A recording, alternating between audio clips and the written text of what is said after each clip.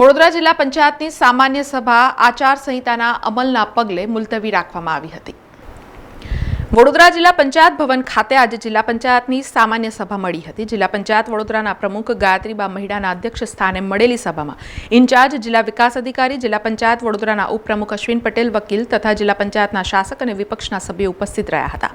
આ સભાની શરૂઆતમાં પહેલગામમાં થયેલા આતંકી હુમલામાં મૃત્યુ પામેલા નાગરિકોને શ્રદ્ધાંજલિ આપવા 2 મિનિટનું મૌન પાળવામાં આવ્યું હતું।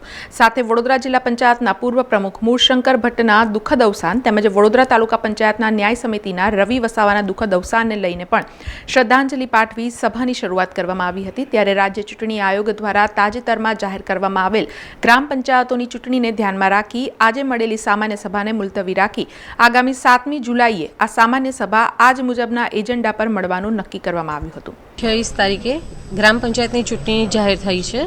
તેની આદર્શ આચારસંહિતા અમલવારીના લીધે આજે આપણી સામાન્ય સભા મોકૂફ રાખવામાં આવી છે, જે આગામી તારીખ 7 જુલાઈના રોજ ફરીથી આ સામાન્ય સભા બોલાવવામાં આવશે।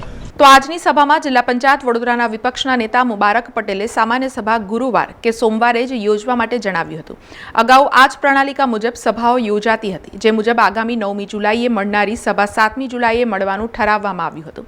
આ બાબતે પ્રતિક્રિયા આપતા મુબારક પટેલે અનેક સવાલ ઉઠાવ્યા હતા। સામાન્ય સભા આગામી વર્ષોમાં પણ અમે જ્યારે સત્તા ઉપર હતા ત્યારે પણ અમે સોમવાર કે ગુરુવારનો દિવસ સામાન્ય સભા રાખવામાં આવતી હતી, જેથી કરીને અધિકારીઓ અને પબ્લિક ડે હોવાના કારણસર એકદમ સરળતા રહેતી હતી। પણ છેલ્લા ઘણા સમયથી સામાન્ય સભા અનઇવન કોઈપણ દિવસે રાખવામાં આવે છે, જેના કારણે અધિકારીઓને પણ મુશ્કેલી ઊભી થતી હોય છે। જેથી એક મારી રજૂઆત હતી કે સામાન્ય સભા સોમવાર કે ગુરુવાર રાખવામાં આવે, જેથી બુધવારે સામાન્ય સભા આગામી રાખવાના હતા એની જગ્યાએ સોમવાર રાખવામાં આવી છે। તે બદલ જિલ્લા પંચાયતના પ્રમુખશ્રી અને જિલ્લા વિકાસ અધિકારી સાહેબને હું આભાર માનું છું એમનો। ભાજપ સરકાર છે, તમે જુઓ કે છેલ્લા 2 વર્ષથી ઇલેક્શન ન કર્યા, પણ ચોમાસું જે હવે તૈયારીઓ છે, વરસાદની તૈયારીઓ છે, અને એમાં જૂન મહિનામાં ઇલેક્શન આપ્યા છે ગ્રામ પંચાયતના। તમે વર્ષોનો ઇતિહાસ જોશો તો ક્યારે પણ જૂન, જુલાઈ, ઓગસ્ટ, સપ્ટેમ્બરમાં ગ્રામ પંચાયતોના કે તાલુકા પંચાયત કે વિધાનસભાના ઇલેક્શન થયા નહીં હોય।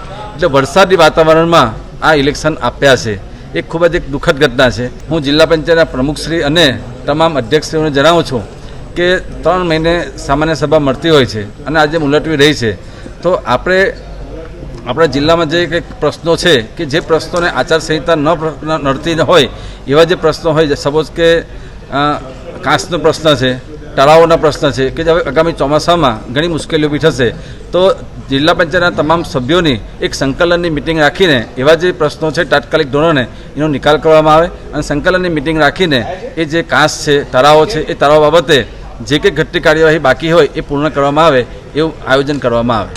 સમાચારોના સતત અપડેટ માટે TNN ન્યૂઝને YouTube પર સબસ્ક્રાઇબ કરી બેલ આઇકોન પ્રેસ કરો અને અમારી સાથે જોડાયેલા રહો Facebook, Instagram અને Twitter ઉપર।